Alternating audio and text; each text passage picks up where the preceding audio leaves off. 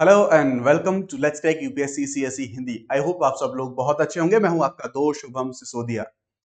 दोस्तों, अभी supreme court के द्वारा एक बड़ा मेजर डिसीजन दिया गया है। अभी आपको पता है अतुल सुभाष का केस बहुत ज्यादा हाईलाइट रहा था।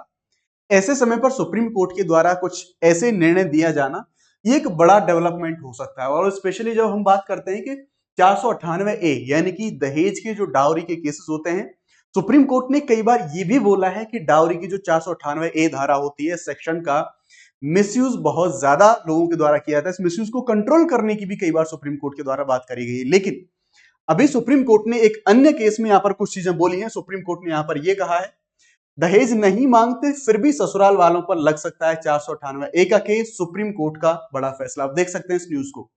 यानी कि जरूरी नहीं है कि आप दहेज मांगे तभी आपके ऊपर 498 ए सेक्शन के थ्रू जो केस है दहेज उत्पीड़न का वो केस लगेगा। इसके अलावा इसके कुछ अन्य प्रोविजंस ऐसे हैं जिनके बेसिस पर 498 ए के अंडर जो केस है वो केस प्रोसीड किया जा सकता है। वो क्या सारे मामले हो सकते हैं, वो कौन कौन से आधार हो सकते हैं जो बिना दहेज मांगे भी इस अधिनियम के तहत, इस धारा के तहत जो पूरा मुकदमा है वो आगे चल सकता है, इसके बारे में हम जानने की कोशिश करेंगे। उसके अलावा मैं आपको ये भी दिखाऊंगा कि बड़ी संख्या में सुप्रीम कोर्ट के द्वारा कई बार इस चीज को बोला गया है कि जो ऐसे केसेस हैं 498 ए जो सेक्शन है इस सेक्शन का बहुत ज्यादा मिसयूज भी बार बार करा गया है। इस चीज को भी सुप्रीम कोर्ट के द्वारा कई बार इस चीज को जो है लाइट में लाया गया है। साथ ही हम देखेंगे ये जो 498 ए केस है इसके तहत जो कन्विक्शन रेट है वो कन्विक्शन रेट भी बहुत कम है। इसका मतलब एक ये भी है कि हाँ, इसके तहत जो फर्जी केसेस हैं उनकी संख्या भी एक बड़ी होती है।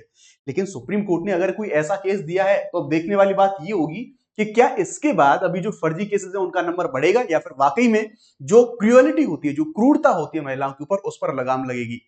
ये चीज देखने वाली होगी। कंप्लीट एनालिसिस करने वाले हैं जो सुप्रीम कोर्ट ने इस पूरे केस में बोला है। पूरे केस को जानेंगे, आगे बढ़ते हैं। लेकिन उससे पहले आप सब लोगों के लिए जरूरी खबर है कि अनअकैडमी के सभी कोर्सेज पर 55% की जो ऑफर है इनको लाइव कर दिया गया है। इसे आप अवेल कर सकते हैं 23,999 में और 25,999 में 18 महीने के लिए। आपको उसमें अनलिमिटेड एक्सेस मिलता है। जीएससी सेट टेस्ट सीरीज सारी चीजें आपको अनलिमिटेड तरीके से यहां पर मिलती हैं।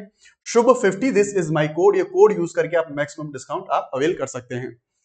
उसी प्रकार से सीसेट के लिए आप लोग जानते हैं कि बड़ी अड़चन आज के टाइम में बना हुआ है, स्पेशली इन हिंदी मीडियम। तो इसे आप जो मधुकर सर के जो हमारे बैचेस हैं उसको आप अवेल कर सकते हैं 2999 के अंदर। बाकी जो अन्य हमारे बैचेस की जानकारी है आप देखेंगे, हिंदी का बैच 21 तारीख से शुरू हो रहा है। प्रारंभ बैच है जो कि हिंदी का आरंभ जो कि बाइलिंगुअल है 22 तारीख से शुरू हो रहा है।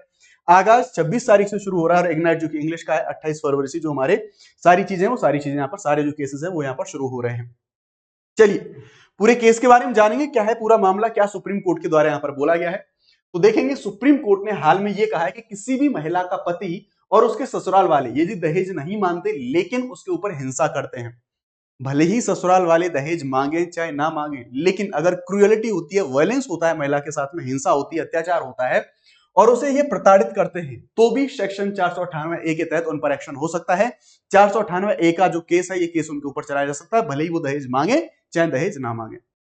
आमतौर पर धारणा यह है कि ये कानून दहेज उत्पीड़न के मामलों से महिलाओं को बचाने के लिए है। ऐसे में सुप्रीम कोर्ट की ये टिप्पणी बहुत ज्यादा जरूरी हो जाती है, बहुत ज्यादा महत्वपूर्ण हो जाती है। यहां पर आमतौर पर यही माना जाता है कि 498 ए दहेज की मांग लगाता है और अगर दहेज की मांग नहीं की गई है तो ऐसे केस में महिला के पति और परिवार वाले बच जाते हैं। ऐसी कंडीशन हमें देखने को मिलती है। लेकिन सुप्रीम कोर्ट ने इस विषय पर अभी जो कंडीशन है उसको क्लियरिफाई किया है, उसको एक्सप्लेन किया है कि अगर सेक्शन 498 ए का उद्देश्य सिर्फ दहेज की मांग करते हुए उत्पीड़न से बचाव करना ही नहीं है, बल्कि इसकी जो वाइड एक्सप्लेनेशन है वो सुप्रीम कोर्ट के द्वारा दिया गया है। सुप्रीम कोर्ट ने यह कहा कि 498 ए जो धारा है इसका उद्देश्य था कि महिलाओं को उनके ऊपर जो अत्याचार होता है, जो वायलेंस होता है, उस वायलेंस से बचाना। फिर चाहे वो मानसिक हो, फिर चाहे वो शारीरिक हो। तो जरूरी नहीं है आप दहेज मांगो तभी आपके खिलाफ ये प्रोसीडिंग होगी इस धारा के तहत में। अगर आप क्रूएल्टी करते हैं, अगर आप प्रताड़ना करते हैं, ऐसी कंडीशन में भी इस एक्ट के तहत जो केस है वो केस यहां पर चलाया जा सकता है।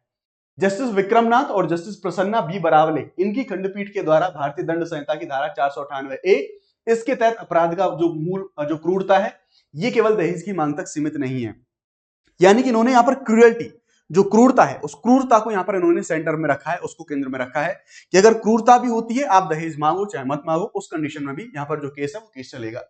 दहेज की मांग का अभाव में शारीरिक और मानसिक हिंसा ये दोनों चीजें इसके दायरे में आती हैं कि दोनों प्रकार की हिंसाओं को इसमें शामिल करा जाएगा, मानसिक भी और शारीरिक भी। अपने पति और सास के खिलाफ कार्रवाई को रद्द करने के खिलाफ एक महिला की याचिका पर विचार कर रहा था यहां पर कोर्ट, और कोर्ट के द्वारा यह कहा गया आईपीसी की धारा 498 ए ये क्रूरता के दो अलग अलग रूपों को परिभाषित करती है, जिसमें से जो पहला रूप है खंड ए है इसका, वो शारीरिक या मानसिक नुकसान इसमें शामिल है, और जो दूसरा खंड यानी कि खंड बी है उसमें संपत्ति या फिर मूल्यवान वस्तुओं की अवैध मांग से संबंधित है। दोनों की कंडीशन में जो 498 ए है इसके तहत जो केस है वो केस यहां पर प्रोसीड किया जा सकता है ना। Supreme court Andhra Pradesh high court के एक फैसले पर जो अपील थी उस अपील पर यहां पर सुनवाई कर रहा था। इसमें एक शख्स के खिलाफ धारा 498 ए के तहत कार्रवाई को रद्द कर दिया गया था। तो इसी पूरे मामले पर अपील के द्वारा सुनवाई हो रही थी। इसी मामले में सुप्रीम कोर्ट के द्वारा यह फैसला दिया गया है। शख्स पर यह आरोप था कि उसने अपनी पत्नी को पीटा और ससुराल से बाहर जाने पर उसको मजबूर कर दिया था। आरोप यह था कि पत्नी ने कई बार घर लौटने की कोशिश करी, लेकिन उसे घर में घुसने से इनकार कर दिया गया, घर में नहीं घुसने दिया। उसके बाद पुलिस ने यहां पर कुछ एक्शंस लिए। पुलिस ने मामले की जांच के बाद शख्स और उसकी मां के खिलाफ आरोप पत्र दायर करा और उसके साथ उन्होंने उच्च न्यायालय का दरवाजा खटखटाया, जिससे जो आप सीआरपीसी की धारा 482 है इसके तहत अपनी शक्तियों का प्रयोग करते हुए पूरे मामले को यहां पर रद्द कर दिया गया। लेकिन जब ये मामला पूरा सुप्रीम कोर्ट में पहुंचता है तो सुप्रीम कोर्ट ने इंटरप्रिटेशन यहां पर दी है। उच्च न्यायालय ने आरोपियों की ये जो दलील थी इसको स्वीकार कर लिया कि उनके खिलाफ लगाए गए आरोप आईपीसी की धारा 498 ए के तहत अपराध नहीं बनते। क्यों? क्योंकि ऐसी कोई शिकायत नहीं है कि उन्होंने दहेज के लिए पत्नी को परेशान किया हो। तो इसलिए यहां पर सुप्रीम कोर्ट को बोलना पड़ा कि हाई कोर्ट ने जो बोला था ना कि भले ही दहेज की मांग करते हो या नहीं करते, लेकिन अगर आपने क्रुएल्टी की है, आपने प्रताड़ना करी है, तो उस कंडीशन में भी 498 ए के तहत जो मामला है वो मामला दर्ज करा जाएगा। इसके बाद पत्नी ने सुप्रीम कोर्ट में अपील करी थी और इसी अपील के थ्रू अभी जो फैसला है सुप्रीम कोर्ट ने पूरा का पूरा फैसला यहां पर ये दिया है। अब दोनों इसके पहलू हैं। पहली चीज तो ये कि 498 जो सेक्शन है महिलाओं को अपराध से, महिलाओं को ऐसी जो क्रुएल्टी उनके साथ जो हिंसा होती थी उससे बचाना इसका उद्देश्य था। लेकिन हाँ, इसका जो मिसयूज है बड़े स्तर पर मिसयूज भी देखने को मिलेगा, उसके बारे में भी बात करेंगे। कोर्ट के समक्ष अभियुक्त ने यह तर्क दिया कि धारा 498 ए के आईपीसी में संलग्न स्पष्टीकरण के अनुसार इस धारा के तहत क्रूरता माने जाने के लिए दहेज की मांग होना आवश्यक है, लेकिन दहेज की मांग उन्होंने नहीं करी थी और हाई कोर्ट ने इसी बेसिस पर इसको खारिज किया था। लेकिन अगेन सुप्रीम कोर्ट ने इसको और ज्यादा वाइड जो इसका जो एक्सप्लेनेशन है वो एक्सप्लेनेशन यहाँ पे दिया। न्यायालय ने धारा 498 ए की जांच की और न्यायालय ने यह पाया कि यह धारा क्रूरता की व्यापक और समावेशी परिभाषा प्रदान करती है। इसमें महिला के शरीर या फिर स्वास्थ्य को शारीरिक और मानसिक दोनों तरह से नुकसान पहुंचाना शामिल है। अगर दोनों तरीके से, चाहे शारीरिक तरीके से चाहे मानसिक तरीके से, अगर महिला को नुकसान पहुंचाया जाता है तो सीधी सी बात है 498 ए के तहत जो मामला है वो मामला दर्ज होगा। अब एक डेटा की बात करते हैं और ध्यान रखेंगे ये डेटा कैसा है, NCRB national crime record bureau इसका ये डेटा है। इस डेटा के अनुसार देखते हैं कि भारत में दहेज के कितने मामले बनते हैं और ऐसे दहेज जो हत्या के मामले हैं ऐसे नंबर ऑफ केसेस कितना बनता है। तो एनसीआरबी का डेटा है, ये बताता है कि 2022 में भारत में 6400 से ज्यादा डाउरी डेथ के जो केसेस हैं वो केस देखने को मिले थे।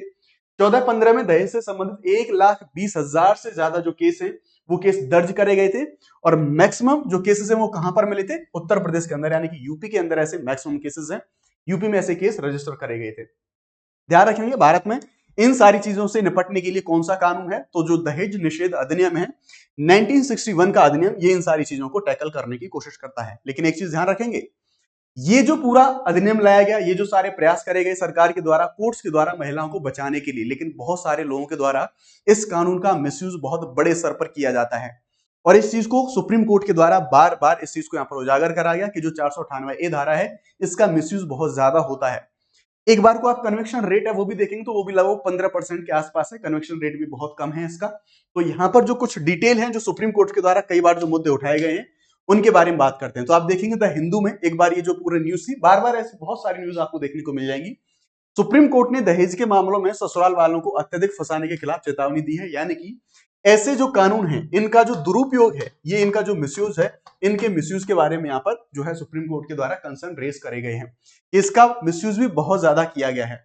तो यहाँ पर देखेंगे ऐसे बहुत सारे मामले आए जो कि इस कानून का मिसयूज भी बहुत ज्यादा किया जाता है। अब देखने वाली बात ये होगी कि सुप्रीम कोर्ट ने अगर इस चीज को भी एक्सप्लेन कर दिया कि भले ही दहेज का मामला हो चाहे ना हो, 498 के तहत केस चलाया जा सकता है क्रुएल्टी के मामले में, तो ऐसी कंडीशन में दोनों पॉसिबिलिटी है कि ऐसे मामलों की जो संख्या है वो बढ़ भी सकती है और या फिर ये भी पॉसिबिलिटी है कि जो महिलाओं के साथ अत्याचार, जो क्रूरता, जो हिंसा होती है उस पर भी लगाम लगाई जा सकती है।